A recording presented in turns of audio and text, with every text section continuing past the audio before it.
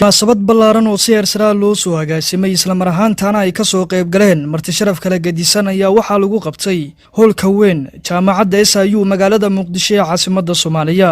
munaasabadda ayaa waxaa ku qalin bedelanayay arday dhamaysatay dugsiga Alwadan sanad dugsiyeedkan kuwa oo tir ahaan gaaraya 217 arday. madasha munaasabadda ayaa waxaa ardayda iskuulku waxay ku soo bandhigeen waxyaabo soo jiitay marti sharaftii munaasabadda ka soo qayb gashay. ugu horeyn munaasabadda waxaa daafuray oo marti sharafta munaasabadda ka soo qayb gashay soo dhaweeyay Cabdikariin Maxamed Cigalle oo kamid ah maamulka dugsiga Alwadan. xaqiiqdii maantay xafladdu waa xaflad aad iyo aad loo soo agaasimay.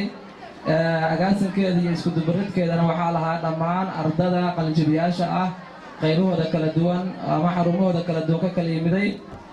waxaan leenahay maanta xafladan dhammaan waa soo wada dhaweynaynaa, farxaddana waa la wadaagaynaa qalinjibiyaasha qaybahooda kala duwan. waalidiinta iyo marti sharafta nagala soo qayb gashaan aad iyo aad u mahadsantihiin, ajiibidaana soo ajiibteen. waxaana rajaynaynaa xafladdan inay si farxada ku dhammaato iyo si degan sida hadda ay ku bilaabatana waa si qurux badan. khaasatan waxaan u mahad celinayaa jaamacadda SIU oo halkan aad iyo aad u quruxda baan nagu casuumtay, naguna soo dhaweysay, jecelna inay had iyo jeer garab taagnaato bahda waxbarashada. waxaan kaloo sidoo kale u mahad celinayaa waalidiinta waqtiga dheer soo geliyey ardadan iyo abaabulkooda halkaana suurtageliyey. Allah subxaanahu wa tacaala kadib inay keenaan arday u diyaarsan inay dalka Soomaaliya ka bedelaan xaaladda uu hadda ku jiro, una bedelaan xaalad ka sii qurux badan ayagoo mari doona qaab waxbarasho. aad iyo aad mahadsantihiin dhammaan. soo dhawaada marti sharafta ardada waalidiinta, xafladuna noo furan tahay. wabillahi tawfiiq. sidoo kale munaasabadda waxaa isna dhankiisa ka hadlay maamulaha guud ee dugsiga hoose dhexe iyo sare ee Alwadan Cabdiraxiin Maxamed Gaabow, waxaana uu madasha ka jeediyay khudbad dhinacyo badan taabanaysa. bismillaahi raxmaani raxiim, alxamdulilaahi rabbil caalamiin, thumma salaatu wassalaamu calaa ashrafil mursaliin, amma bacdu.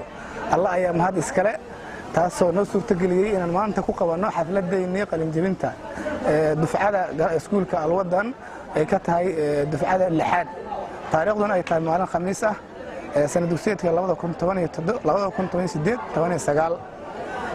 intaas kadib waxaan mahad ballaaran u soo jeedinayaa Allah subxaanahu wa tacaala.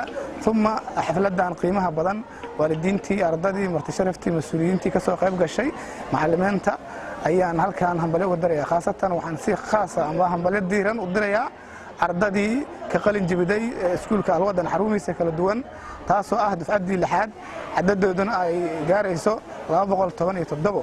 insha Allah waxaan rajaynayaa iskuulka Alwadan inuu noqon doono meesha manbaca ama meesha lagu soo hirto iskuulaadka gobolka Banaadir. insha Allah waxaan idinku rajaynayaa, idinku dardaarmayaa ardada sanadka maanta qalin jibiday, ma qalin jibidnina waad qalin bedelateen. waxaan ilaahay meel walba tagtaan inaad insha Allah haddii ilaahay hadma horumarkiina aad ka sii wadi doontaan, kuna biiri doontaan jaamacaadka kuwa ugu hagaagsan oo gobolka Banaadir ka jira iyo cid iyo kuwii ay u suurtagelaya dibad inay aadaan.